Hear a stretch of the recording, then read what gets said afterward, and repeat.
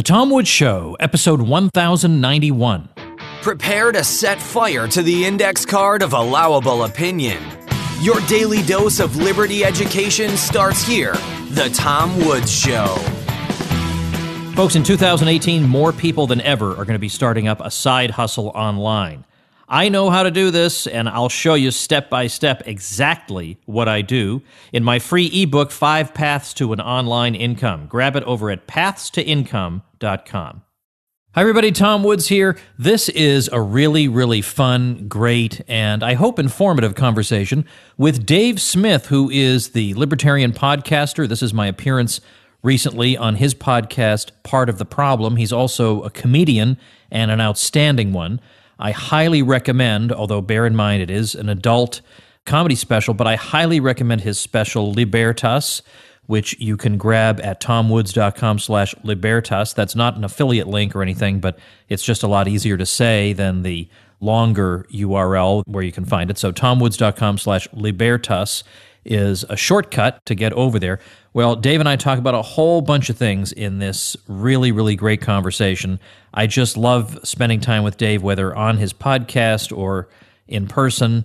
He's just a great guy. He very much underrates his skill and knowledge when it comes to libertarianism.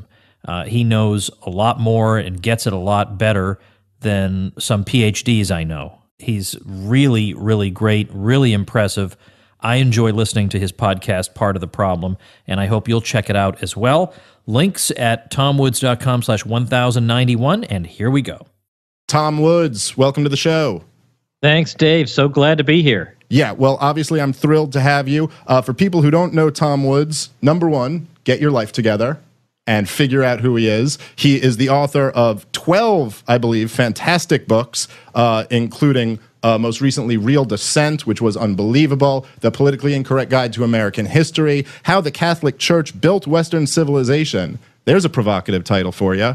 And some other great ones as well. Of course, he is the host of The Tom Woods Show. And let me tell you this, if you listen to this podcast, I'm going to be angry at you if you don't go join Tom's email list immediately. It's the best thing in the world. It's like my favorite newsletter out there. Go to tomwoods.com and sign up right now. Tom, anything else that you want to plug? Well, let's do tomsfreebooks.com because I'll give you a free book while you're at it. Oh, that's right. In addition to these 12 books that Tom's written, he's constantly putting out ebooks and giving them away for free. I loved. There are a bunch of great ones up there. I got one that smashes Bernie Sanders. I got one called, and I'm proud of this title, Dave. I'm proud of it. I mean, I'm not a professional comedian, but occasionally I get a good one. I like just the cleverness of the title, Your Facebook Friends Are Wrong About Healthcare. Because, man, when that healthcare debate came up, oh, my gosh, all your Facebook friends from high school are so wrong and ridiculous, and they're lecturing you. So I thought Your Facebook Friends Are Wrong About Healthcare was a good title. And could you believe nobody had purchased the domain name yourfriendsarewrong.com? I took it. That's unbelievable. And by the way, it was fantastic. Although I will say Bernie Sanders is Wrong is just a pretty great title and cuts right to the point. Yeah. And it really is. That one particularly, if anyone's interested in debating any of these democratic socialists that are running around, it really goes point by point through just the ridiculous nature of their argument. And, so that's all over at tomsfreebooks.com. Pick one, pick them all, whatever you want to do, but they're sitting there waiting for you. Okay, excellent. I highly recommend that stuff. So you are now, you've done, in addition to all this writing, you've done well over 1,000 podcasts at this point. How do you, let me ask you this, because it seems to me like every topic under the sun has been covered, but you keep coming up with new stuff. How do you figure out what to do next? Well, in a way, I could ask you that because you produce not as many episodes, but in terms of the amount of time in each episode, I think we're producing roughly the same amount of content every week. And what bails the two of us out is current events. Yeah, because I know, even though I may have hit everything I could possibly hit, tomorrow's a new day, something else always going on. But on the other hand, history is just so darn long. There are so many figures and thinkers you could talk about, time periods you could talk about, ideas you could talk about. So maybe I'll get to a point where I've exhausted it all, but then at that point, everybody will have forgotten the first 1,000 episodes, and I can go back and re-examine some of those topics. So it just never ends. And of course, until the state is gone, again, there's plenty of insanity going on around you all the time to comment on. I mean, they're handing me topics. Yeah, isn't it ironic that when we finally get the anarcho-capitalist world we want to live in, all of us are going to be out of a job? Yeah, I'll be pumping gas because there won't be a minimum wage anymore to destroy that job, so I'll be out doing that. How many books can you write about how everything's going great? Yeah, I know it. I mean, no one buys that. Yeah, it's not selling the same way as taking down the establishment is. So you've been in the libertarian world for a while now. I really wonder about this, and I was curious to get your take on it, because really, I almost struggle sometimes with the idea of just the word itself, libertarian, and how successful we've been at kind of branding ourselves or using that word. I remember Hans Hermann Hoppe gave a speech last year in which he said that the word libertarian is in danger of going the way that the word liberal went, because it's expanded so much that it almost means nothing. And then I look at, some of the left libertarians that are out there who sometimes don't even seem to resemble true libertarianism to me. I look at the Libertarian Party, which is just, I mean, me and you have both had our problems with them for a while. Do you think when people hear the word libertarian now that it kind of has this bad association? Like they just think of Gary Johnson asking you to bake Nazi cakes and not knowing a foreign country? I didn't think so up until relatively recently. For example, I was recently on the Andrew Klavan show over on thedailywire.com. I think that's Ben Shapiro's outfit. We may get back to him at some point. We will. Yeah. But I was on this podcast with this was perfectly nice guy, and he said, "All right, now so you're a libertarian." He said, "Now does that mean just?" And then he just went through the usual things, that you want to smoke pot, and that it really just boils down to mundane things like that. And I said, "Well, look, first of all, you're talking to the squariest of the squares here.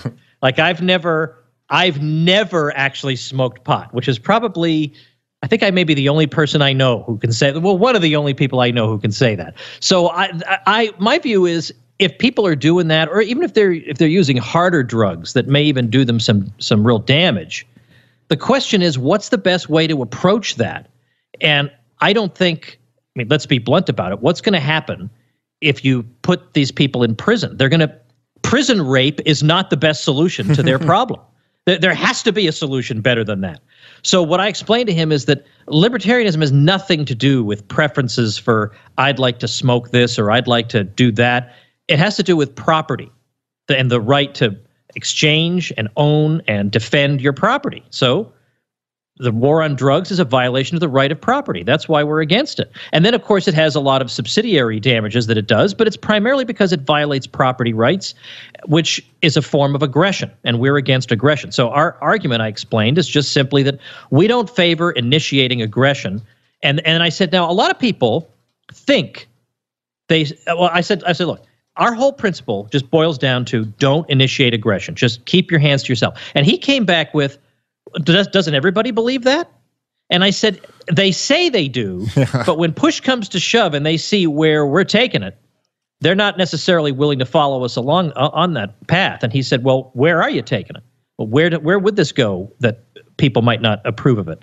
And I said, all right, well, let's abolish all the antitrust laws. Now where's everybody on non-aggression? Let's abolish the minimum wage. Now where's everybody? See, I'm losing people all the time just talking to you here.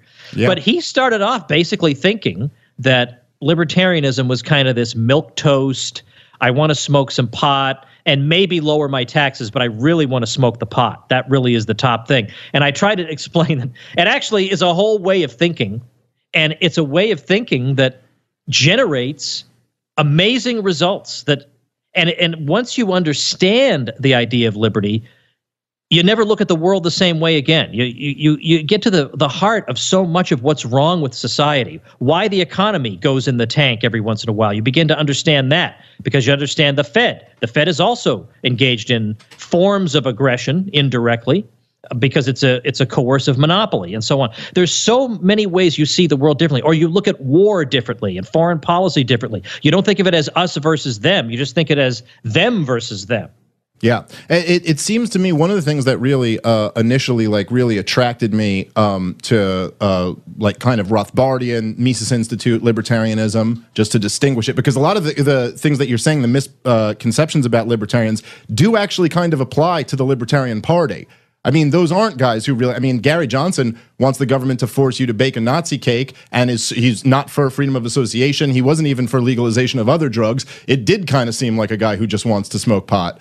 But one of the things that really attracted me to Rothbardian libertarianism and to Austrian economics was it just seemed like that was the only group who really cared about being intellectually consistent. And that there were all these other groups out there. I mean, like the mainstream conservatives or the neocons or whoever, they'll sit around and preach about small government, but yet they're always saying we're not funding the military enough. And you know, they'll talk about freedom. Like if Obamacare comes in, this is a big violation of freedom. But then they'll be like, oh, you know, if someone asks for a lawyer, you tell them you don't get a lawyer. Is there anybody else who's ever kind of been as obsessed with intellectual consistency as the Rothbardians? Right, and there's something great about that because it means that you really are adhering to principle. Whereas when you're one of these milquetoast libertarians where, yeah, I want freedom, but hold on a minute, we can't have that. I don't want to ruin people's lives in the drug war, but come on now, we got to criminalize that drug. Well, then it just starts looking like you don't really have a philosophy. You just have a loose set of personal preferences that you want to impose on everybody. Whereas with you and me, it's this is my principle, and I'm going to apply it across the board. And it has nothing to do with favoritism toward a drug or toward a person or toward a group of people. It's a consistent principle across the board. So say what you will about the principle, but I'm not just arbitrarily barking out ideas according to my own whims, the way some of these people sound like they're doing. Yeah, no, look, I think you absolutely nailed it right there. And this is, you know what, this will lead into, as you alluded to earlier, that I did want to bring up a clip of Ben Shapiro that was brought to my attention in my, I have a private Facebook group because my life is spent copying everything that you do, Tom Woods. And this clip was posted recently, and it kind of speaks to what we're talking about here with, you know, inconsistencies in people's moral and political views. And so one of the first things, let me just give a little background for this. So for people who know, because I've told my story many times on the podcast, but I was first brought into this libertarian world by Ron Paul. It was the Giuliani moment, as it's called, although I have renamed that the Ron Paul moment because it was really not about Rudy Giuliani at all, who that could have been anyone on that stage. It just happened to be him. But that moment sparked my interest, and then I was researching everything I could get my hands on to learn more about Ron Paul, and I found Peter Schiff first, and then I found you. And Tom was really the guy who convinced me on this philosophy. So just giving that background. And one of the things that, Tom, you used to do during the Ron Paul days, which was like my favorite thing ever, is you would make these videos smacking down the anti-Paulians of the world and the people who were critiquing Ron Paul, and you would do them in this kind of succinct, just devastating fashion. And so as I have you on the show and someone brought this clip to my attention, I thought, how much fun would it be to do one of them right here on Part of the Problem? And just so you know, I have not heard this clip. I haven't seen it, so I don't know what's going to hit me here. Okay. All right. So you're going in fresh. I have seen the clip, full disclosure. So this was Ben Shapiro goes around speaking at a lot of different colleges, and he usually will give a little bit of a speech and then take a question and answer segment. I will preface this by saying Ben Shapiro is a guy that I have a lot of respect for. I think I'd probably agree with large areas of his views, and he does a phenomenally good job at smacking down campus leftist nonsense, which, you know, Tom does a great job at that as well. But here are the parts. See if you can notice the inconsistencies. So here's Ben Shapiro taking a question from a student. Hello, Ben. My name is Joe. I'm holding my phone because I'm recording for my dad. He's a big fan, so he says hi. Tell him I say hi. Yeah. Hey, Dad. How's it going? So I have two pretty serious points to address. In 2016, you had put out a list of people that you thought were characterized as the alt-right. And one of them happened to be a philosopher who I hold pretty highly, Ron Paul. And I was kind of curious why you put Ron Paul on that list. just because Ron Paul was one of the people that did inspire me to conservatism. Right. So Ron Paul's libertarian views on government, I'm largely in agreement with, and that's not what makes him alt-right on that list. What made him alt-right on that list was a sense of identity politics that amounted to him engaging in relatively open anti-Semitism, unfortunately. Ron Paul wrote for an anti-Semitic newsletter in Texas.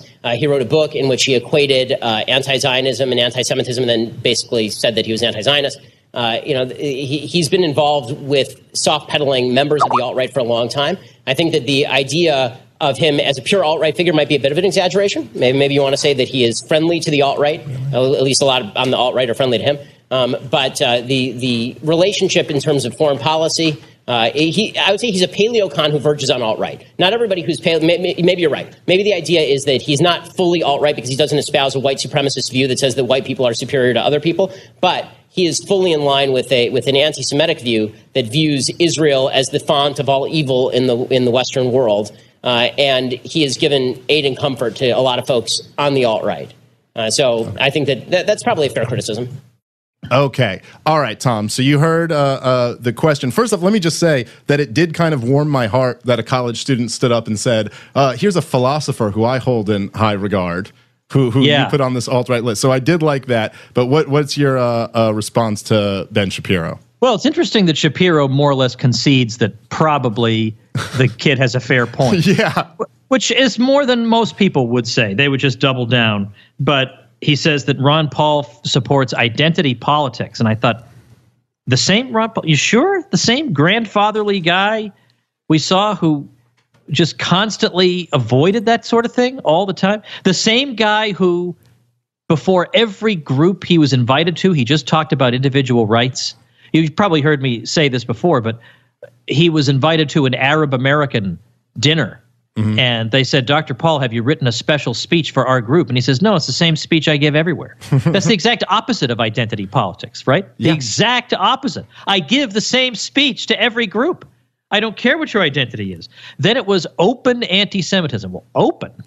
Well, open anti-Semitism? Like, what was he saying? Jews are terrible people? I mean, did you ever hear Ron Paul say something like that? That would be open anti-Semitism. So then it turned out he wrote for an anti-Semitic newsletter. Now, look, I've heard this one sort of thing a million times. Yeah. First of all, did they just reprint an article of his, a speech or something? I don't know. Let me look at highly, highly unlikely. I basically don't believe that. But he's upset that Ron Paul made a distinction between anti-Semitic and anti-Zionist, that you can be anti-Zionist without being anti-Semitic. Well, obviously you can. Zionism just has to do with should the Jewish people have a national home in Palestine, because that's what Zionism eventually became. And initially, Zionism was not committed necessarily to Palestine as the home for the Jewish people, but eventually that's what it became. And early on, like if you look at the late 19th century, the most ferocious opponents of Zionism were religiously observant Jews, because they viewed it as hubris, that God would miraculously restore the Jewish people at a time of his choosing. It's not like God is waiting for human effort, like, let's get off our rear ends and give God a little push here. That was viewed as not how history was supposed to go.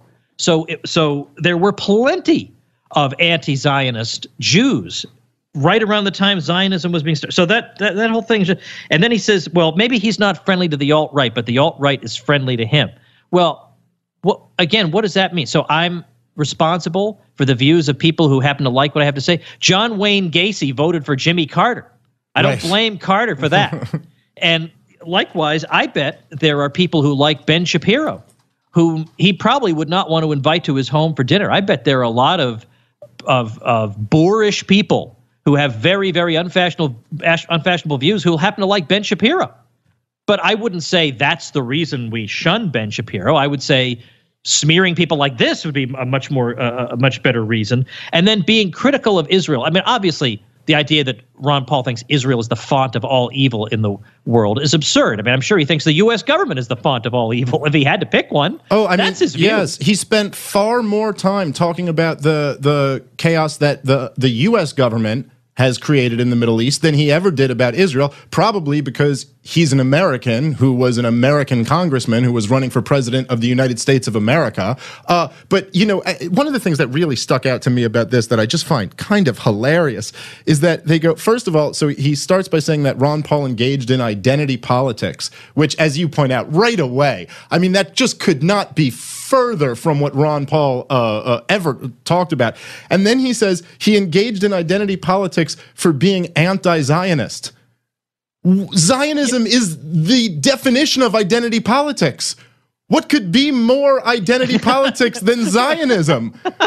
I mean, like, he also, by the way, he says there, if you actually catch exactly what Ben Shapiro says he had a book where he wrote about Zionism. Now, I really do wonder if Ben Shapiro's read the book. The book he's referring to is Liberty Defined. And he says Ron Paul equated anti-Semitism with anti-Zionist and then said he's anti-Zionist.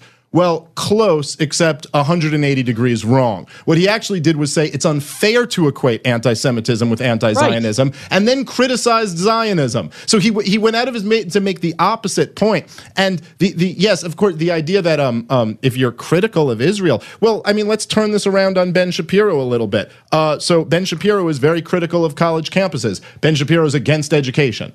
Evidently, right? I mean, you can't be critical of something now without hating all of the people involved in it.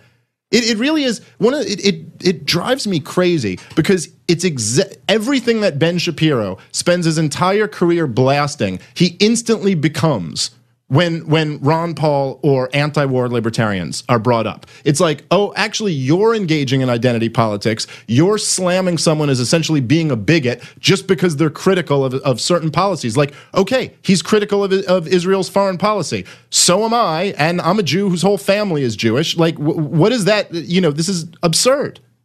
And of course, it's not like he just randomly chooses Israel, or as Shapiro would say, he chooses Israel because it's full of Jewish people and he hates them, so that's why he's critical. There's something about the relationship between Israel and the United States that does not exist between a lot of other countries. Like, we don't have the United States Senate voting 99-1 or 100-0 in favor of resolutions favoring particular countries that everybody else in the world is voting 100-0 against. There is nothing that compares with the American relationship with Israel. And the point is that in having that relationship, the United States risks alienating public opinion in a lot of countries in the Middle East. Now, people will say, oh, those countries aren't going to like you anyway. But that's actually not true, and we can prove that in the years after World War I. If you were to go to Syria, as the King Crane Commission did, and say, which country would you like to govern you as a League of Nations mandate, they overwhelmingly said the United States. The United States had an excellent reputation in the Middle East through the first half of the 20th century, and then the relationship with Israel came up. Now, it could well be that the relationship with Israel is so self-evidently, obviously good that it trumps all the negative consequences. But the point is, there obviously are negative consequences. There's no other country we have that kind of relationship with. So why wouldn't you pay particular attention to that relationship and see if, on balance, it's a good thing or a bad thing for the United States? There's nothing obvious about that. It's not self-evident. You don't come out of the womb knowing that the relationship with Israel is a net plus. You have to examine it. Yeah, no, that's absolutely right, and it's a really good point that you bring up with Syria being looking at the United States so favorably. It turns out that in the Middle East at that time, they really liked America, and they really hated the English and the French. I wonder why. Yeah, shocking. Well, who could put that puzzle together? Then you start acting like the English and the French, and they don't like you anymore. How about that? Yeah, it's almost like when you slaughter people's families, they tend to hate you. Yeah, so there you go. It's just so infuriating because this is a guy who all he deals with all day long is people calling him a Nazi because he'll say whatever, like he's against welfare. So now they say he's a racist, and he just engages in the exact same thing. He falls right to their level once, he's challenged. And yes, I do acknowledge what you said. You can clearly see, which is very rare, but you see Ben Shapiro backpedaling a little bit and saying well, maybe he's not completely open about his anti-Semitism. Look, man, Ron Paul, so I'll just share a story just briefly. So when I met Ron Paul and I was on the Ron Paul Liberty Report, and so me and Ron Paul and Daniel McAdams, we talked in his office for about a half hour. Then we went out and we filmed the episode, and then we came back and we spoke in his office for like another hour. And I had mentioned something during the show about my grandfather escaping Germany during the Second World War. And he asked me more about that, and I gave a little bit of my family history, that they were Austrian Jews who then moved to Berlin, and that my grandfather got out in 1938. And he said, he asked me, did anyone else, who else in your family got out? And I said, my grandfather was the only one. The rest of them all died. A few of them died in death camps, and a few of them just died in the war. And Ron Paul, I'll never forget this moment. It's such a sincere moment. Ron Paul just put his head down in his hand, sitting at his desk, and he goes, "What a tragedy. What a tragedy."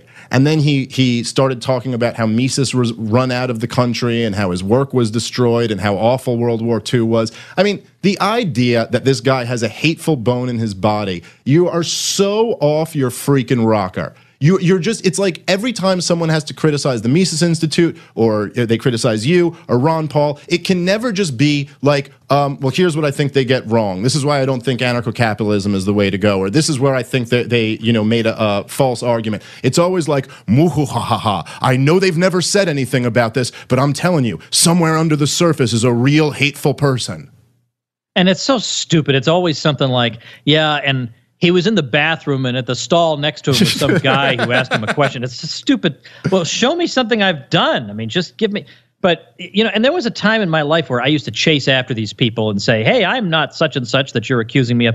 But, at some point, you got to just reclaim your dignity and say, look, anybody who's seeking the truth will immediately, as soon as they see your persona and they listen to you a little bit, they immediately know this is the typical made up hysteria that we see 24 hours a day. They'll just know it. And if they don't see that, then I just don't care. I mean, I'm not going to try to persuade somebody like that. There's so many regular, normal, rational people that I can go after. I want to go after the low-hanging fruit. Yeah, no, look, I agree with you on that. And it's just, it's completely unfair and just so beneath a guy who is as smart as Ben Shapiro to say, which essentially is what his position is that we can talk about all these issues. We can talk about the most provocative, the most, inflammatory issues, and God bless him for all that. I admire the fact that he's got the stones to go in and say, hey, you know what? Instead of just bitching about systematic racism, how about this? How about don't have kids out of wedlock, don't do drugs, and graduate high school? And then there's like an 80% chance you won't end up in poverty. How about that? I can say this harsh truth, which is wildly politically incorrect to say, okay, I'm all for that. However, we're not allowed to criticize the wars or the Fed, because then, of course, you're an anti-Semite. Yeah, and I think, I don't know, was it, no, it might not have been Shapiro, but somebody kind of like him was explaining why he didn't take on the Fed. And his answer was, well, a lot of people who are anti-Semitic are critical of the Fed. What a dumb thing to say. What a ridiculous thing to say. You look at the evidence and the arguments, and you look at it on the merits.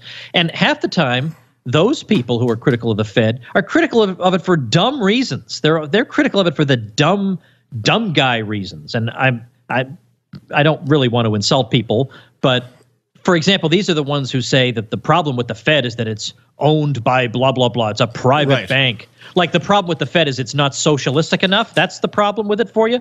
And that, or the Fed is stingily refusing to pump enough money into the economy. Some of those people say, so in general, the anti-Semites, of whom there are indeed some who are critical of the Fed, turns out, they can't help themselves but get that wrong too. Right, and of course, it's not even anything resembling an argument to say that, well, because some bad people criticize this, we can't criticize it. I mean, there's a lot of communists who said slavery was wrong. Well, guess what? They're right on that one. I mean, okay, yeah, so that's the commies didn't like the Nazis either. Well, right. We're also allowed to not like the Nazis. Yeah, exactly. And I mean, it's like, okay, so you're going to sit here and say you're all about individual liberty and small government, yet we can't criticize the two things that enable big government more than anything else. More than anything else. Yeah, you can get rid of the USDA all you want. You can go after public housing and try and get the increase in the budget limited to just 3% a year or something, if that floats your boat. But you're not going after the heart of the monster you're supposedly opposing if you're leaving those twin pillars standing. You're not even trying to take a swing at them. Right, and these are people who consider themselves constitutionalists, and there's no constitutional authority to have a Federal Reserve, and there's absolutely, like, you don't need to be a constitutional scholar. Like a sixth grader who reads the Constitution can know that Congress has not declared these wars, that drone bombing American citizens is illegal. I mean, come on. Yeah, I know it. The constitutionalists sometimes, some of them are decent folks, but sometimes they're the worst because the Constitution does authorize, well, first of all, it does authorize, obviously, the military. So then sometimes they'll feel like, well, then I've got nothing to say. It's in there. But some of the smarter and more principled ones will at least say, if we're going to go to war, it ought to be declared, which is something. And that's at least something. There's some assertion of some kind of power on the part of the Congress. But ultimately, as I get older, Dave, I'm just kind of losing patience with the whole constitutional argument. I mean, if that's what gets people to come over to our side and see things the way we see it, that's fine. But in general, I don't really want to have to fall back on the Constitution. It's just wrong. These policies are stupid, and they enrich the worst kind of people in the world, and they impoverish everybody else. And the military stuff is a disaster based on propaganda and lies that is carried out by profiteers. I don't care about the Constitution on that. Maybe it backs me up, but who cares? This is dumb and self-defeating and evil, and so I'm against it for those reasons. Yeah, no, look, I completely agree with you. I mean, I think I've heard you make this point before on your show as well, but the constitutional argument is only useful to me at this point in the sense that pointing out that all these guys do violate their own document and that they all do swear to uphold it, and they're clearly all, not living up to that oath. Right, and sometimes the thing that makes that light bulb go off in somebody's mind is when you point out, here's your document, and now look at the results. And you say, well, that's because they're not following the document. Yeah, okay, but do you see the problem with resting your hopes on a document? Because yeah, you're right. They won't obey the document, and then what do you do? Right, and then you're in the situation we're in now.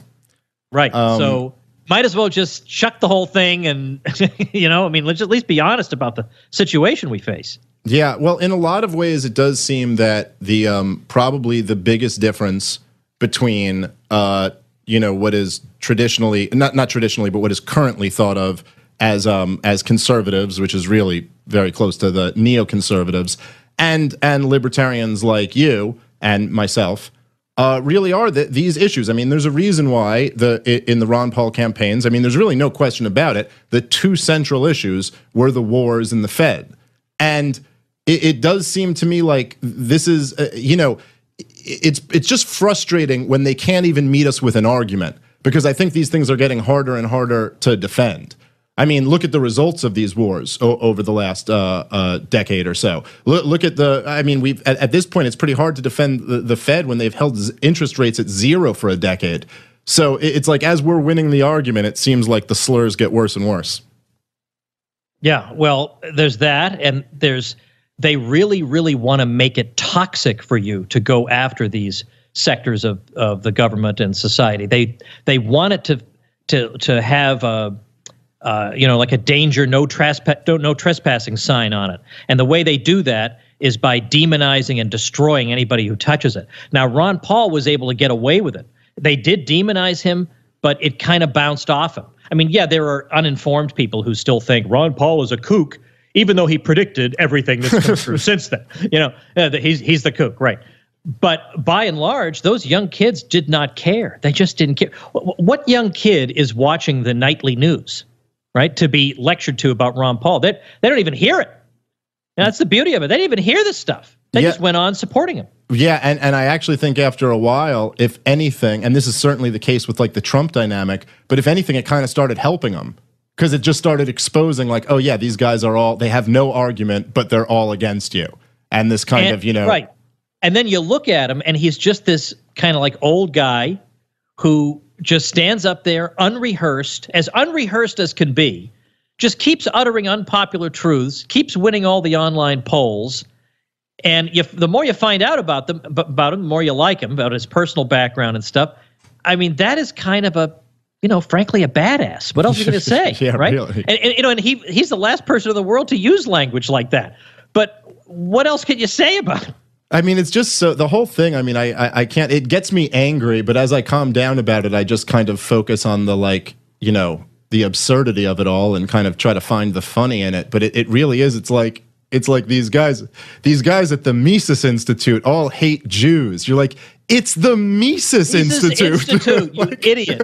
What's and the wrong funny thing with is you? the most famous, or to my mind, one of the most famous early photos of Lew Rockwell when he was in the libertarian movement shows him standing around with Bert Blumert, Walter Block, and Murray Rothbard.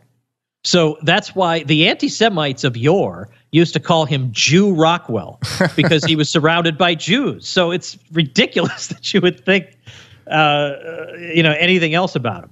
It's like, and it's like the thing where they go like, Lew Rockwell is a closeted white nationalist. And you're like, well, for a white nationalist, he hangs out with a bunch of Jews and wrote a book on the evils of nationalism. Yeah, just doesn't seem like a great white nationalist. Yeah, either that or it's 5D chess, Dave.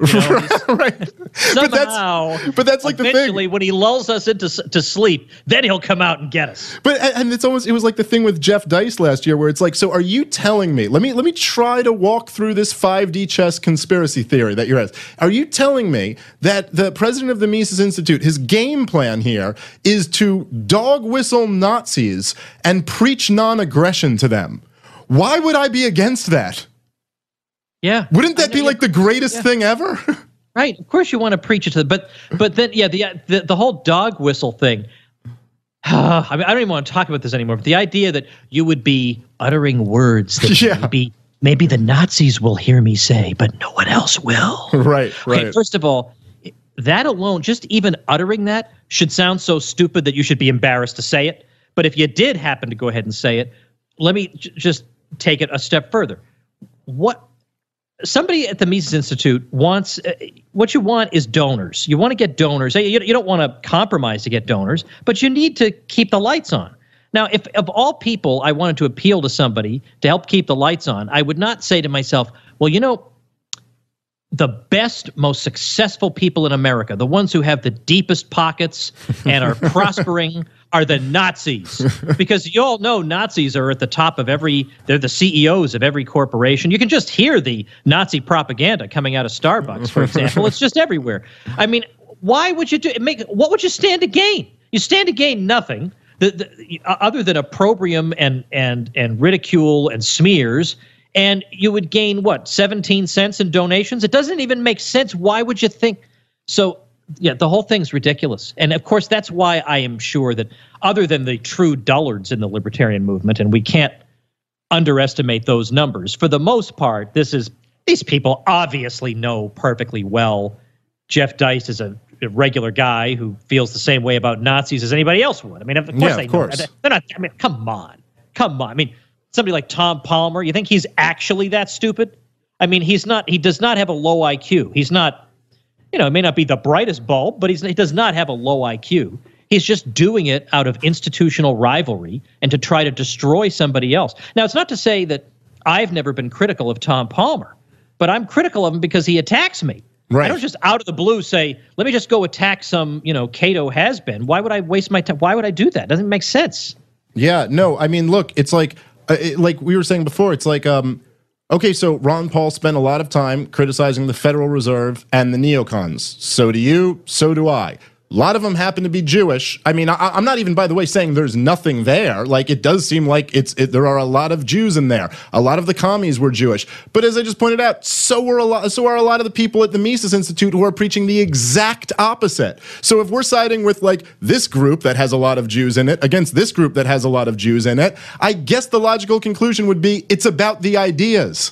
Right. Yeah, that's right. That's right. And I don't know if it's Michael Malice or somebody was saying, Jewish person who felt like he could get away with saying this, said something like, when you have a group of people that's highly intelligent, you're going to find lots of them in a lot of places. And that helps to explain a lot, right? I mean, that's why there are a lot of them in capitalism, a lot of them in socialism, there's a lot over here, there's a lot over there. That's how that works. Yeah. And yet we're not dominating the NBA.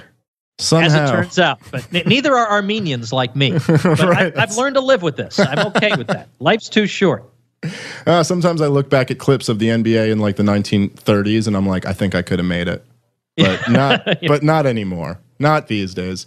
All right, so while we were talking about the anti-war stuff and why it's so important, maybe because I know you did come from kind of a traditional conservative background, and you said you were at one point pretty much a neocon, and I always thought this was interesting. I wanted to talk to you a little bit more about it because you said it was the first war in Iraq that really gave you pause about this. Am I correct in that? Yeah, that's right. Well, because first of all, we were hearing what turned out later to be inflated figures of how many Iraqi soldiers were being killed out there and basically burned alive and stuff. But regardless of how high the figure is, it was still an awful lot of people. And it just seemed to me weird that because they were soldiers, it was okay to cheer for them dying. And I thought, now, if they were soldiers trying to invade my neighborhood, then I probably would cheer them dying. But I didn't have anything against these people. I had no idea what this was really about. I mean, it had nothing to do with democracy in Kuwait, for heaven's sake. I mean, give me some credit. It was a dispute over oil, basically. Saddam was slant drilling, or I beg your pardon, Kuwait was slant drilling on Saddam, and so he decided to do this to them. Now, he obviously shouldn't have invaded the country. I totally get that.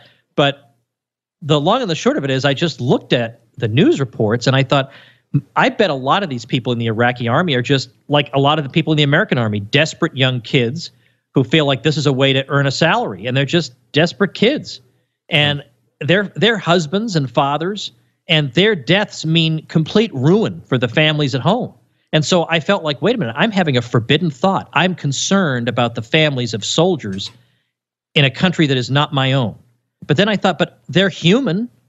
Why do I have to basically treat them as not being human, in effect? Like their deaths don't even matter. So the whole thing was really hitting me all at once, really hard, back in 1991. Yeah. And I just didn't know how to make this right in my mind. And it really kind of settled there uneasily for several more years until I finally came across people who were not on the left, because I was resolutely not on the left, but who were at least as anti-war as those people. There weren't as many then as there are now. But when I found those people, I said, okay, now I'm at home, and now I'm going to say my instinct was correct. This is bad, and I'm against it.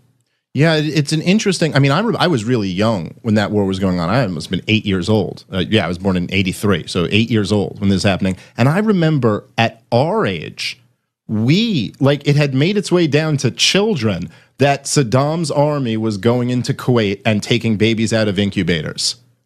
Like the war propaganda is just insane. Of course, this has been completely disproven. Yeah, it has. And of course, the woman who was testifying about this before Congress turned out to be the daughter of the Kuwaiti ambassador to the U.S. You'd think, or it could have been the Kuwaiti ambassador to the UN. I forget which one it was, but she's the daughter of some Kuwaiti ambassador. How does nobody notice that? Yeah. That maybe she's got a line she's trying to pull here. She's got an angle on this whole thing. But that baby's being thrown out of the incubators. If you're invading a foreign country, would you say, hold on a minute, everybody, I know we want to march into the Capitol, but we got to take a quick pit stop, get to the hospital, start tossing babies out of incubators? Something seems off about that. That just seems gratuitous to me. I'm not saying that there are never any atrocities committed, but, going after Kuwait's a pretty quick thing. It's a tiny little country. You run right in, you decapitate it, you're done. It would seem like the babies out of incubators is a distraction that's only going to be used against you in the propaganda war. Yeah, you'd think maybe you'd want to at least ask a few questions rather than taking that just as fact as it seemed to be taken. And I thought so. This was an interesting moment, that first the Persian Gulf War, because obviously hindsight being 2020, I mean, it led to more wars and just catastrophe, and in many ways it was one of the things that incited the sanctions that were to come and the bombings that were to come, incited Al-Qaeda, and of course it's led to basically 2 more wars, or 1 more war, however you want to look at it, one of the longest wars in American history. But this first Persian Gulf War was fairly popular, and it was fairly celebrated. It was celebrated as an overwhelming success. Yet you were in this group, like a small group of principled conservatives who were really affected by this and disillusioned by it. And I think Pat Buchanan was another one who really came to grow to be suspicious of the warfare state. He was dead set against it from the build-up onward. He was completely against it from the beginning, and I couldn't get it. I thought, geez, I used to kind of like this guy when he was on TV and stuff. I used to watch Crossfire on CNN, and he was a great debater and fun to watch, and I couldn't get, Pat, why are you not on board? But that kind of stayed in the back of my mind, like, it's okay to be against this because nobody is going to claim Pat Buchanan ain't on the right. So it's okay to be against this. Then I read Buchanan's autobiography right from the beginning, and he's got a couple of pages where he talks about how inhumane the atomic bombings of Japan were. And again, Buchanan can say that, and it makes it seem like, wait a minute, it's okay. And I think that's getting back to Ron Paul, the role that he played. Yeah. That suddenly it seemed okay. Wait a minute, if you're uneasy about this, that's okay. You should be uneasy with it. Yeah, I'm this as conservative a conservative person as you could be. I'm married to the same woman for over 50 years. I'm a Christian. I'm completely for the free market. Oh, and I also think these wars are completely, wrong. It's like that's a powerful message. Does he even say the word heck? So for him to take that position, it really, really opened up opportunities for a lot of people to think in different ways for a change. Yeah, absolutely. And another one that was pretty interesting, and I know you've talked about this before, was Russell Kirk. Oh, geez, yeah. Now, Russell Kirk wrote the book The Conservative Mind. That was published in 1953, and it's gone through, I don't know how many editions, maybe anywhere from 7 to 9 editions, and it's been considered one of the key works in the conservative canon in America. And, of course, he wrote many books. He was like the honorary founder of American conservatism, and he was exceptionally opposed to the Persian Gulf War. He told Lew Rockwell that he thought George H.W. Bush should be strung up on the White House lawn for war crimes. And he said, this is a guy who'd been very critical of libertarians and critical specifically of Murray Rothbard. Toward the end of his life in the 1990s, he said, well, I got to hand it to the libertarians. They really, really get foreign policy. How about that? Interesting. That really is interesting. I mean, it's because I remember reading a couple of these pieces by this one particular that Murray Rothbard responded to, but there was this Bill Buckley piece where he was basically saying more or less that he kind of starts off in the first paragraph and he's like, yeah, well, the great struggle in humanity is, tyranny versus liberty, and the state is the great evil, and there's no question about that. So it's kind of like, yeah, you guys are right. However, there's this thing that is the communist threat. And so we got to, we have to temporarily suspend our beliefs to build up this big military to go make sure that we defeat the Soviets. He said we need a totalitarian bureaucracy within our shores. Yes. I mean, he was very blunt about it. Yeah. And Murray Rothbard just expertly responded to this thing. It's just, if you've never read Murray Rothbard, man, it's just a thing of beauty, but he just tore it apart. I remember him saying like, oh yes, because of the threat of a totalitarian bureaucracy taking over, we better just create one here. But it's interesting. It's like Russia was the excuse for why we'd have this big military and we'd always be fighting these wars. And then the Soviet Union collapses. And like a couple years later, it's like, well, Saddam's taking Kuwait. Right. Yeah. These people cannot take yes for an answer. That's what they don't want. They don't want the enemy to go away. It is so, you think to yourself, there must be something wrong in my analysis. They can't possibly think this way. I must be attributing motives to them that they don't really have. But No, I don't think so. There's just no stopping these people. There's always some threat. The world is still a dangerous place was the most common refrain. The world is still a dangerous place. Yeah, partly because of you. You won't just let well enough alone. Yeah, and this is, of course, now the official position of the State Department is that we're still pushing for regime change in Syria. And I mean, it's like, it seems to me like even the honest, almost all the honest conservatives, even the ones who were supporting the war. I mean, you look at someone like Tucker Carlson, who was a big proponent of the war in Iraq. But I mean, after a while, I mean, how could you not look at the track record of these military interventions, of regime change, and actually think to yourself, yeah, it would be a really good idea to get rid of a secular dictator in Syria? I know. I mean, they just keep doing it. And then they say, when we try to tell them, well, what did you think would happen? They say, well, who could have predicted that? Well, how about every single person who opposed you from the start? Who could have predicted that? By the way, you can just roll the dice and assume Ron Paul predicted it. I mean, you're going to be right more than wrong. Yeah. Most of the time. No, absolutely. And of course, I mean, let's hold up Ron Paul's predictions to all of the neocon predictions about the war in Iraq. We'd be greeted as liberators, and the war would be paid for in oil, and of course, democracy would then spread throughout the region. Yeah, and then the idea that there might be internal infighting within the country. I don't see any evidence of that at all, says Bill Kristol. Right. It's just unbelievable. And I mean, everything. Who was it? Was it Bill Kristol? I forget which one of them wrote. Was it Dick Morris? I can't remember. But one of them wrote a book called Condi versus Hillary, the Great 2012 Matchup. Okay, well, neither one of those people, or maybe it was 2008. Neither one of those people was anywhere near it. Yeah. I mean, they just keep doing this, and yet they keep getting invited on TV. I don't get it. Wouldn't you think after a while it would be embarrassing to have Bill Kristol on the show?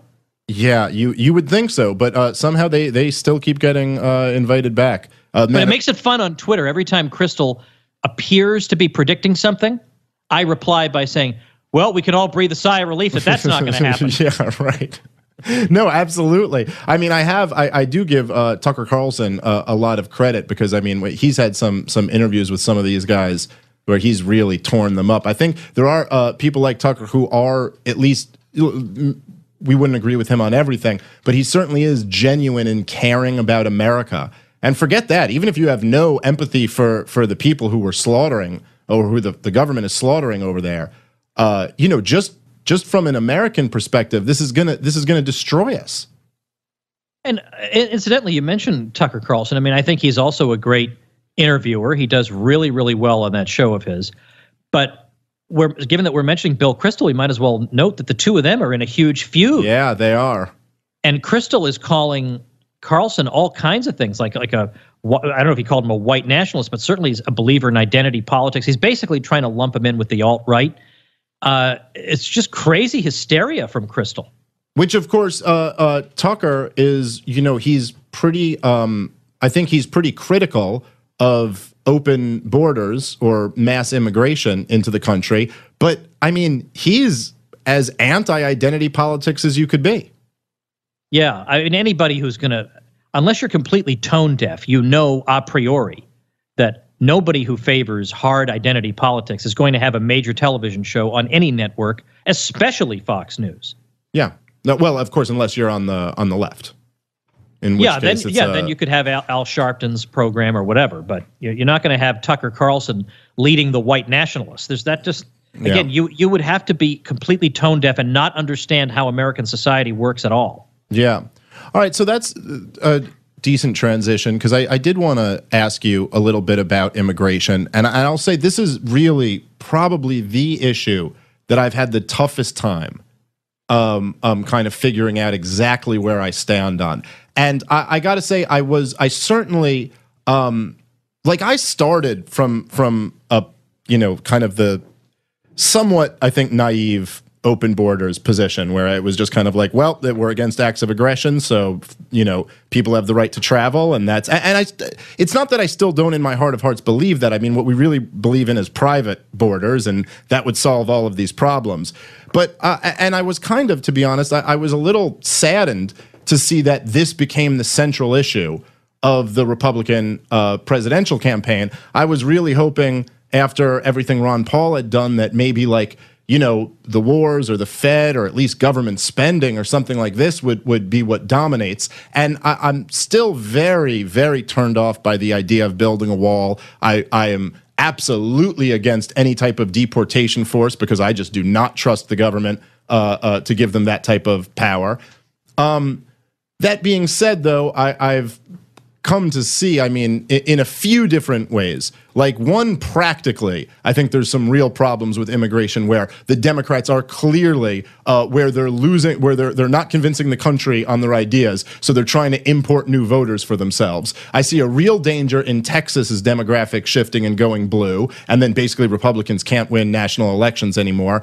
And because as you said earlier, we do work off principles, not just off what's effective. I do realize that when you see all these people coming out and supporting Trump and caring so much about this immigration issue, that is some information to the libertarian that a lot of these people, if they were allowed to make decisions about their private property, would not be deciding to have the current immigration policy that we have. So how do you where do you stand on immigration, and especially given that it seems to be the biggest issue to the Republican base? We can't just not talk about it or not have a position on it. So how do you feel? Yeah, it's hard because if you really want to get into the weeds of libertarian theory about immigration, there's no quick bumper sticker answer because, you have to talk about all kinds of things like Rothbard and Hoppe talked about, and you can't fit that on a bumper sticker. You can't make a slogan out of it. So that makes it hard. So to some extent, you can read articles by Hoppe about what is the real status of publicly owned property. Is it just, should we treat it as if it's unowned, or should we treat it as if it's owned more or less collectively by the taxpayers who fund it? And then you can start doing analysis from there. You could take the Jeff Deist route and say that in general, this, as with so many other things, we'd be a lot better off if we just decentralized the decision making. That's also Bob Murphy's opinion. Just instead of one central approach, get it down to the most local level possible, because then you're getting as close as you can conceivably get to what a private property society would look like and what the outcome would be there. Because it's certainly true that if people really were just making decisions about their own private property and the property of their own private communities, probably the demographic mix would not look the way it looks today. And these are things that once they're changed, can't be changed back, or very, very hard to change back. Yep. So it's kind of like, I think the reason people are concerned about it is, and they would say something like, well, we need to approximate what this policy would look like in the same way that with the public library. If the public library were owned by a private institution, probably, as Walter Block puts it, although Walter takes a different view on this from me, they would not allow smelly bums in the library cursing at the children. They just wouldn't allow it. But because it's a public library, do we therefore have to say, well, it's a public library, so, liberty and everything, liberty of the hobo to go in there and shout? You don't have to. Why should you have to? It's bad enough they take your money to fund this thing. Then to add insult to injury, they're going to administer it in a way that offends everybody's sensibilities. Why would I have to endure that? And there is a genuine concern when you think about what were some of the arguments that Peter Bauer made about why foreign aid does not work. And some of the arguments had to do with culture. His point was, you can throw all the money you want to at a lot of different countries, but if the culture is anti-entrepreneurial, if the culture says the reason you exist is to enrich your relatives, that's why you're here, then entrepreneurship is dead in the water. Because as soon as you have a successful little shop, your relatives are going to want to know where their cut is. And then you can't reinvest the profits in the enterprise, and you go under. But they would rather see you go under than have a shop where you're successful and they're left out. Well, how does that also translate into how government is administered? Enrich your relatives? Well, use your imagination. There are third world countries that are third world countries because they have this kind of mentality. And the concern is, if you were to import a lot of people whose mentality is that way, they don't magically stop thinking that way when they arrive here. And if you get to a point where you have more non-libertarians than the system can sustain, then maybe you never ever becomes completely out of reach to ever get it back. And so I understand the point is, well, the counter argument is, well, That may be, but libertarianism requires us to just sit back and let this happen. I can't imagine that's the case. That just sounds to me like libertarianism requires us to sit there and let the dirty, smelly bum, aggress against people in the library. It would be, well, look, it's too bad we have a public library, but in the interim, we're going to run that public library the way any rational person would think a private library would be run. And you may say, but we have so many millions of people. How would we ever come to one determination on how it would be run? Exactly. That's why you decentralize it as much as possible to the point where eventually you just get down to private communities and then you have no more immigration problem. Yeah, I agree with you on that, and that obviously would be the best solution, and that's what we're aiming toward. But yeah, I mean, you just kind of like it's like, given that there is, and this is I forget exactly who put it this way. It might have been Molyneux, but someone said it was like a thought experiment, which really kind of got me rethinking this a bit. Although it had been kind of like in steps that I had been reconsidering immigration, and I'm still not exactly sure exactly what because like you said, it's hard to fit on a bumper sticker.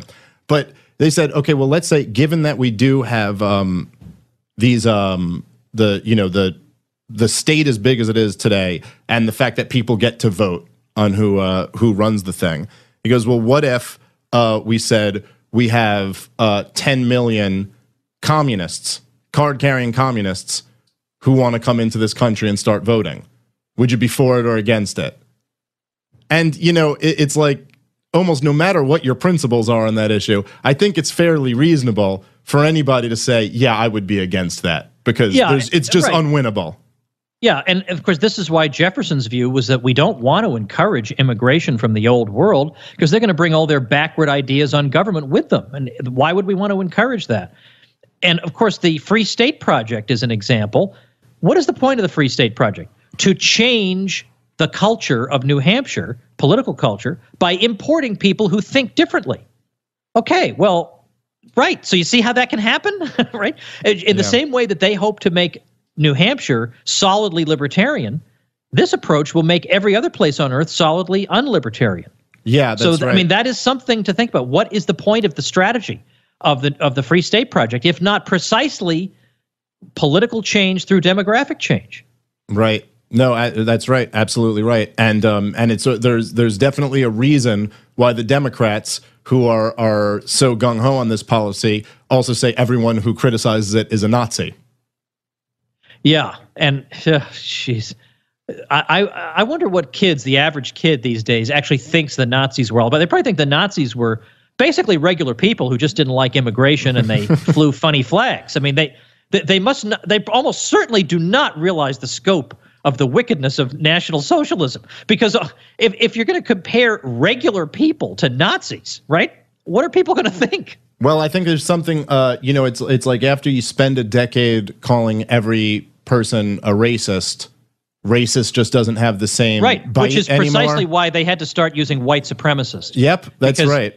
I just saw a big tweet that was heavily retweeted the other day, basically saying that the New York Times has become white supremacist. The New York Times has become white supremacist. And now, by the way, one counter argument you might make, or at least a cautionary note, would be: look at what white people voting got America. Woodrow Wilson, Franklin Roosevelt, Harry Truman, Lyndon Johnson. I mean, these are pretty bad. I mean, could immigrants do worse than that? I don't know. So there is that too. I mean, it's not like saying, well, therefore, let's roll the dice and see what happens. But at the same time, I don't want to be a Pollyanna who thinks that, the so-called original American stock, boy, we can sure trust in them. Yeah, no, you're apparently not. You're absolutely right, and this is what is so profoundly wrong about a particular sect of the alt-right, like the Richard Spencer wing of the alt-right, who's like, well, socialism is fine as long as it's socialism for white people. It's like, yeah, we've tried that, and it doesn't work out so well. And that's a place where Hoppe's really great in his book, Democracy, the God That Failed. He has a whole chapter on libertarianism and conservatism.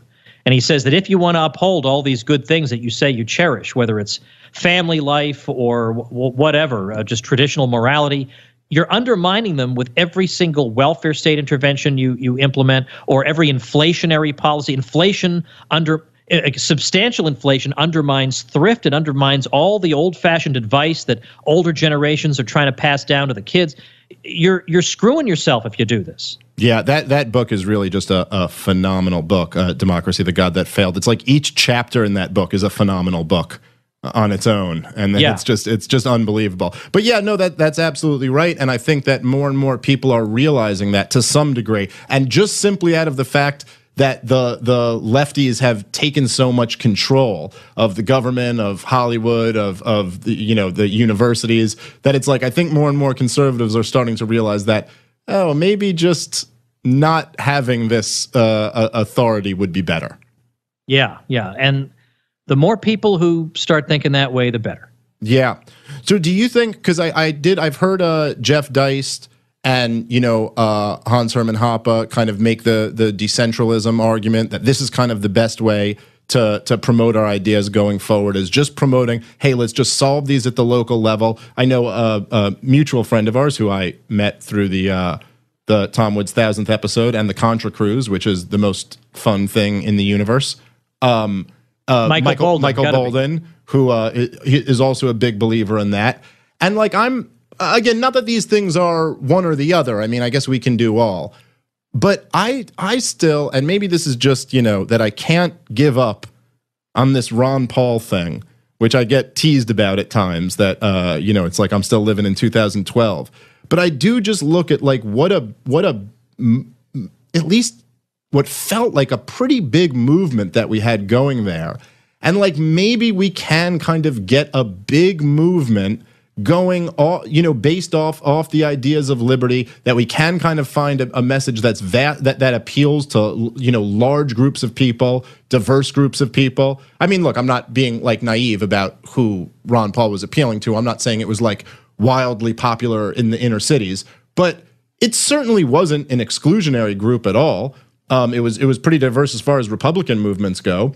And I don't know. I kind of feel like in some way, like, we should be aiming to some degree to get like a libertarian leader like that to use politics just as like a bully pulpit. Yeah, I know. It's just that every name that's proposed as being somebody who could be like the next Ron Paul, they might be fine fellows in one way or another, but they don't exude that simplicity, in the sense that, not that he wasn't smart, he was, but I mean the lack of guile. Yeah. That when you look at him, you are seeing right into his soul. Like that the man you see on that TV screen is the man you're going to meet in person, and who is sincere, who's absolutely unafraid to answer any question under the sun, and is just as pure as the driven snow in his personal life. These are tough expectations to live up to, I think. So I agree. I want that more than anything. Just the other day, I was looking back at a video from 2008, because, people made these great Ron Paul clip compilation videos that you and I used to watch and get really inspired by, and there'd be great music in the background. It would just be awesome. And there was one that I liked a lot. Didn't get that many views, but I really liked. And I was just watching it the other day, and it just filled me with so much hope, but then despair, because I thought, are these days over forever? Because at that time, I thought, this is going to end at some point, but I can't think that far ahead. I got to enjoy it while it's going on, because every day was great. You get up and turn on YouTube and see what has happened with Ron Paul. What interview did he give where he blew somebody's mind? Or what rally speech did he give? Or what was the size of his crowd yesterday? Yeah. And you could check in on all that, and you knew it was going to be great. And then when he was running again for 2012, you thought, oh, man, now we're going to start off with a 10% base. Yeah. It's going to be amazing. And then to not have it anymore is just, it's a real bummer. I don't know what else to say. Yeah, no, yeah, I agree with you. And I know it's kind of like fashionable amongst libertarians. I know me and you have talked about this, and you and Malice talked about it on your podcast a bit, but I get that it's very fashionable to just say like, well, I'm not even going to participate in the political system because, I'd rather, the state is coercion, so we'll just go over here and live our lives. But it's like, I don't know, what else besides Ron Paul getting up there and telling the truth ever gave us that? That's the thing. That's the best argument for politics there is precisely that. But yet the argument against politics is, how many Ron Pauls have we ever gotten? Yeah. And maybe in sitting around hoping for another one, maybe there's something else we should be doing. I don't really know. Just keep fighting in your own way, and we'll just see what happens. I don't know what else to do. I mean, if there is another Ron Paul, I'll be the first to sign up. But I'm very, very frustrated to have to be skeptical. So all we need is a guy who's like a really Don't great even human being. think about it. No, I wasn't saying you. I wasn't even saying that. That's not where I was going. But, since you put it out there. No. But by the way, let me just jump in so people don't think I have a huge ego and I'm full of myself. You were talking to me about this on the Contra Cruise. So yes. It was not just, why he must mean me. I don't want people to think that. Yes, I was relentlessly pushing you in that direction. But I understand that's not going to happen. Tom's got like 72 daughters or something like that. It's something like that. I got to count again, but it's somewhere in the area of 72. It's something really biblical that, like, you wouldn't even think is possible. But I was saying it is kind of sad with Ron Paul. You got to find a guy who's like pure as snow, as you were saying, who's like a medical doctor who knows more about economics and foreign policy than every economics and foreign policy expert in the world. It's not easy. Yeah, I totally agreed. I know. So that's our trouble right now. All right. Well, we will indeed, I guess, see what happens. What do you think? Maybe just to close out here, we'll just talk a little bit of current events. So what do you think? Because I know, and I know a little bit because I regularly listen to your show. But man, I will say, and there is something, as I said before, one of the things that I didn't like about immigration becoming the animating issue of the Trump campaign was I just felt like, and maybe this is, I almost catch myself when I still sound like a lefty, which I hate to do. But there is something that bothered me that it's like, I much more liked the idea of the Ron Paul campaign where it's like, hey, blame the problems in the economy on government spending, these trillions we've wasted on wars, the Federal Reserve causing the boom bust. And it just seems a little, oh no, the problem is the Mexicans, and the problem is that we don't, China is manipulating their currency. It's like, this is just, to me, you're not really getting at the center of the issue. And I had a lot of problems with Trump, and I still do. I think he's in many ways been a failure as a president. And I think he's doing a lot of bad stuff, namely on foreign policy. But it's like I'm in this position, and I think you are too, where the anti-Trump hysteria is just so ridiculously stupid that it's hard to focus on anything else. Yeah, and yeah, I totally agree. And let me just say, we have this podcast called Contra Krugman. Oh yeah, that Bob Murphy and I do, and we've spent. Well, obviously, we spend every episode going after Paul Krugman, but we wind up also sometimes having to look like we're defending Trump on these episodes because we have so much hysteria out there about Trump, let's say, being, because to me, this is the key thing right now in the news or talking with the left or talking with your friends. It's everybody's hysterical about Trump now.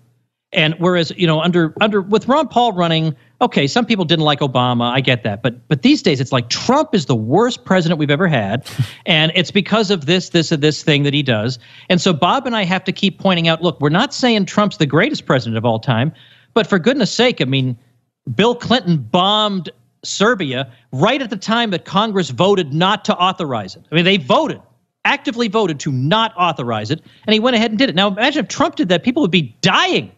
Yeah. They would be going berserk about this. So for me right now, the thing that I don't really want to be dealing with, but I feel like I wind up having to do it, is that because of the stupid hysteria about Trump, which, as I say, to me is like the key issue right now, I can think of 25 good reasons to be anti-Trump and concerned about Trump.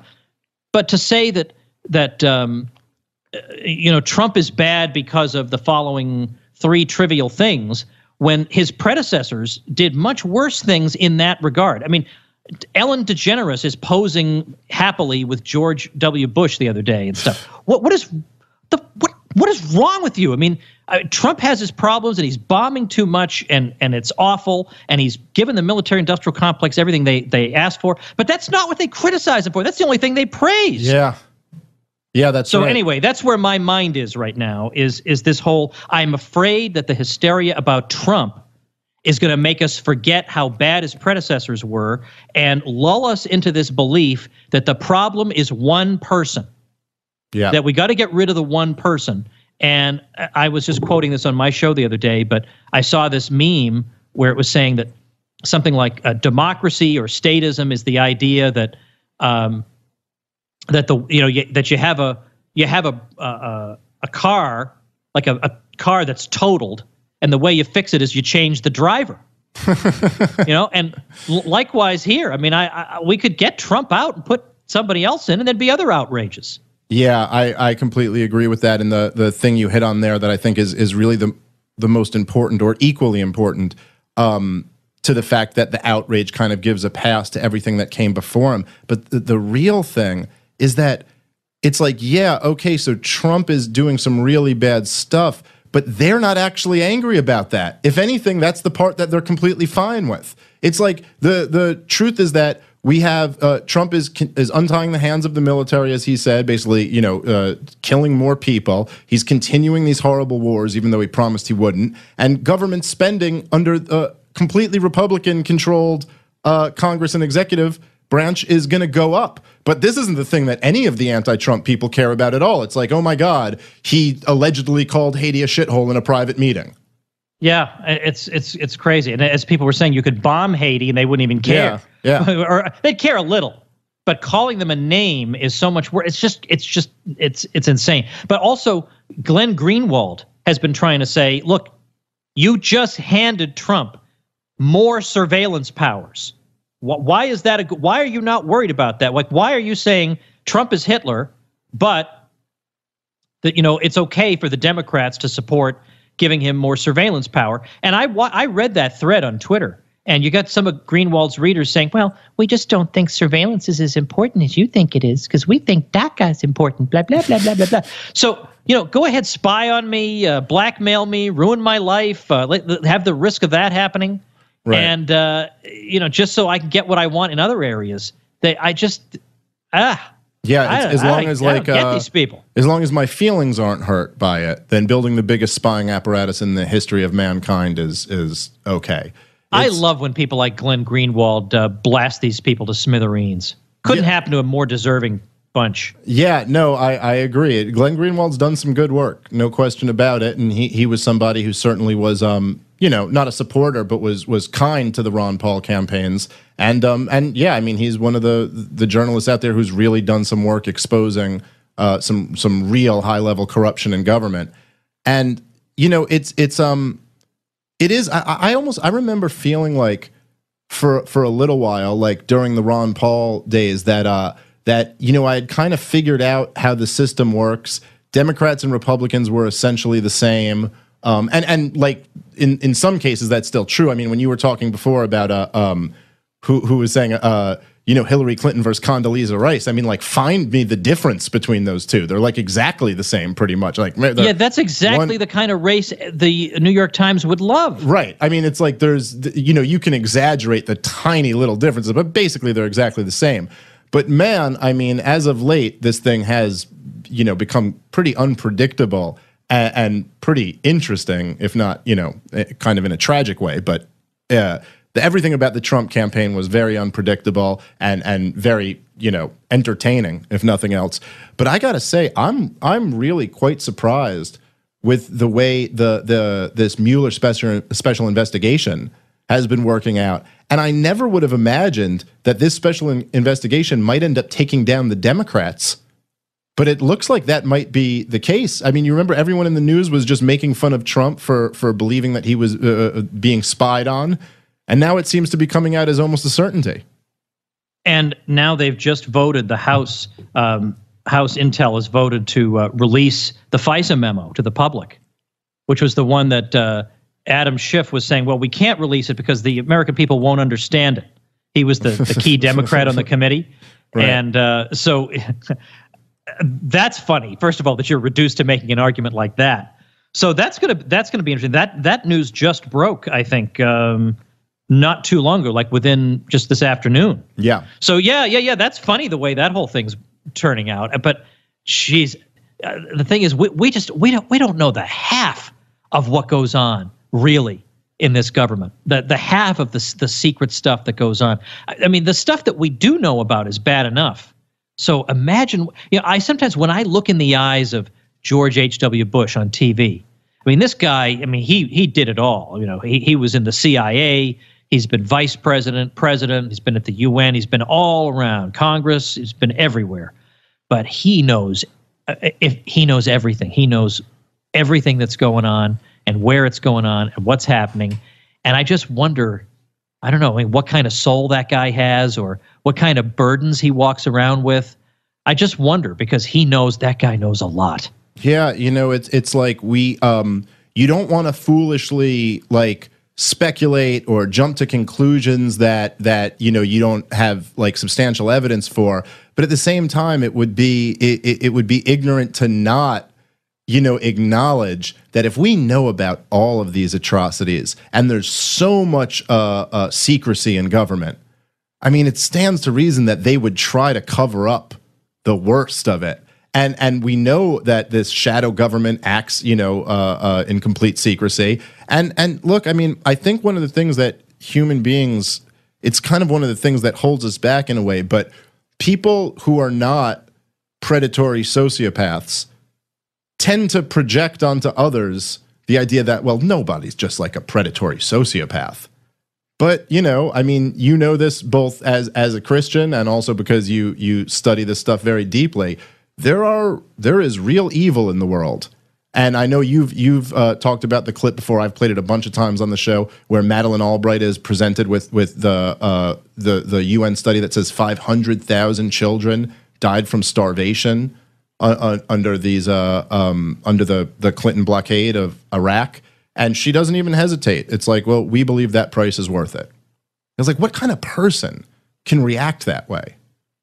Yeah, and what kind of person can respond to that by saying, well, that UN figure is inflated? But that's not even remotely the point. Yeah, okay. I don't care if the UN figure is inflated.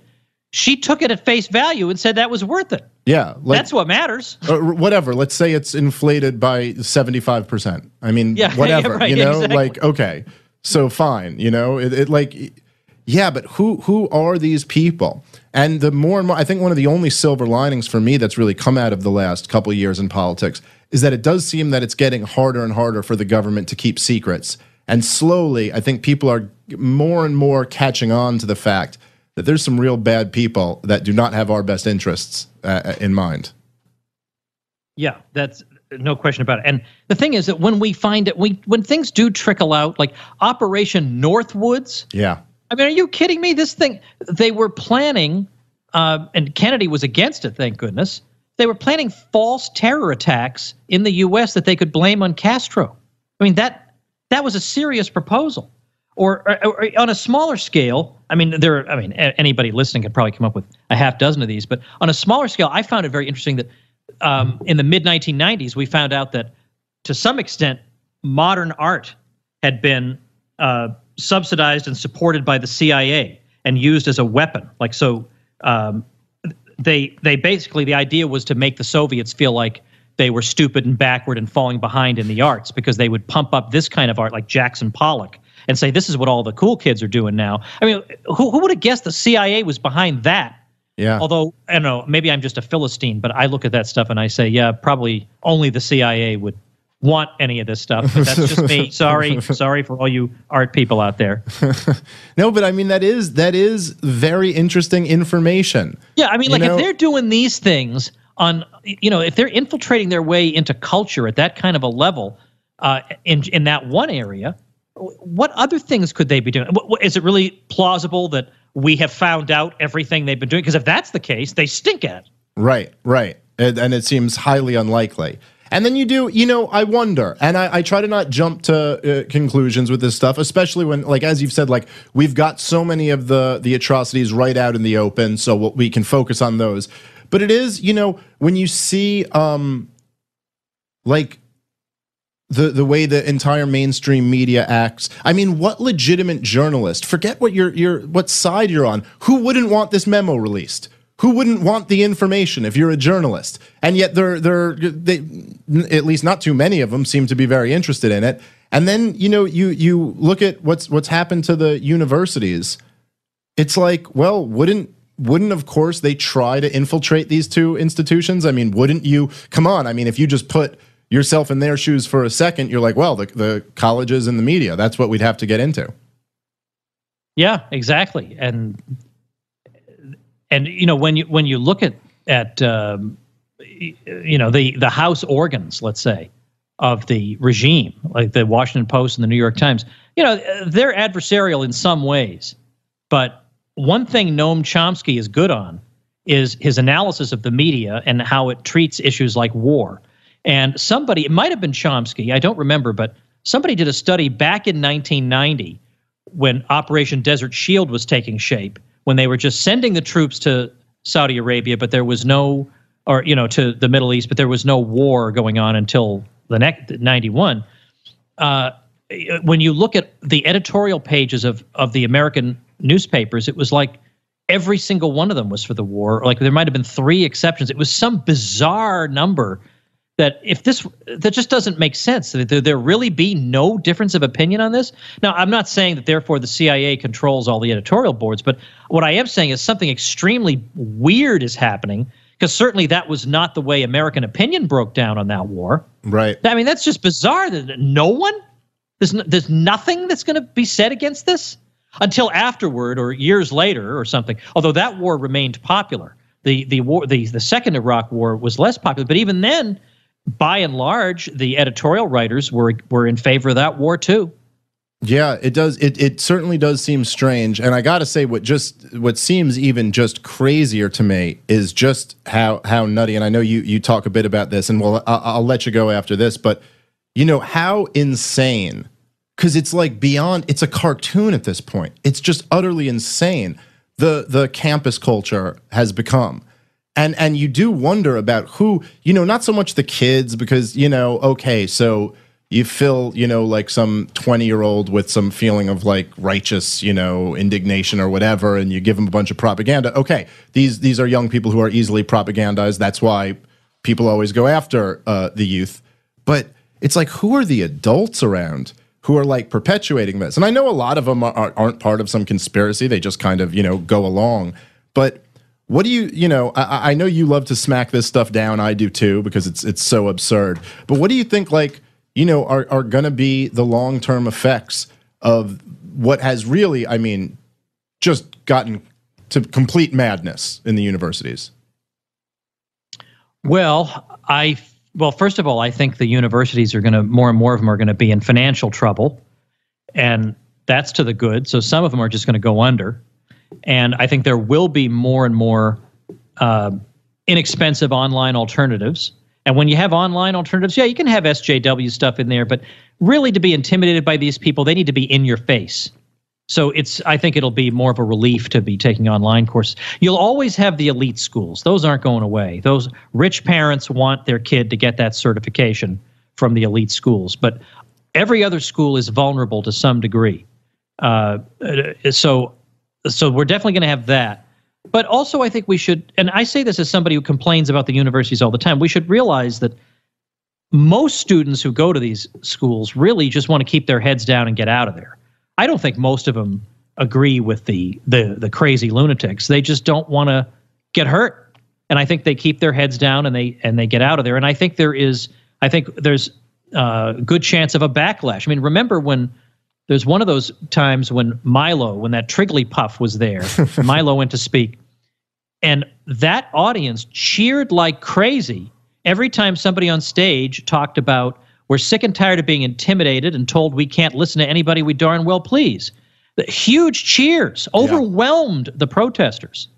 So, maybe it's not as bad as we think, because it's so stupid that even the typical American student who doesn't really know a whole lot can see through it. Yeah, I think you're right about that. And it seems to me like and this is, of course, when I was on your podcast, I believe it was my second appearance on your podcast, I talked about this a little bit, but I was saying, this is like the left is overplaying their hand in a way that you couldn't even have imagined. And it's gotta be, I don't know that the majority of people there are reasonable, but like any intelligent, open-minded person who's looking at this has gotta start to notice, okay, this is kind of crazy. And you do see this. I mean, you look at the numbers, like what Jordan Peterson is doing, and what, like just a lot of these guys online, obviously what you're doing.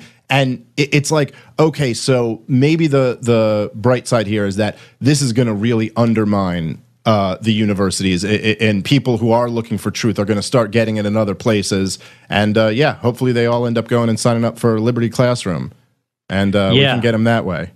Yeah, that's right. I mean, I can't change these universities, but in the age of the internet, I can create my own thing. Yeah, that's right. And that's pretty much what I'm doing. And in the comedy world, I mean, you have your own podcast, but Owen Benjamin, when he ran into trouble with the PC people, he can create his own career. Yeah, he can create it, and spread the word and build up an audience through the internet. So on the one hand, it's a hard time to be alive because you got a lot of enemies who will say terrible, obviously false things about you. But on the other hand, you have an unprecedented opportunity to build up a tribe of your own who will defend you to the death, and it's amazing.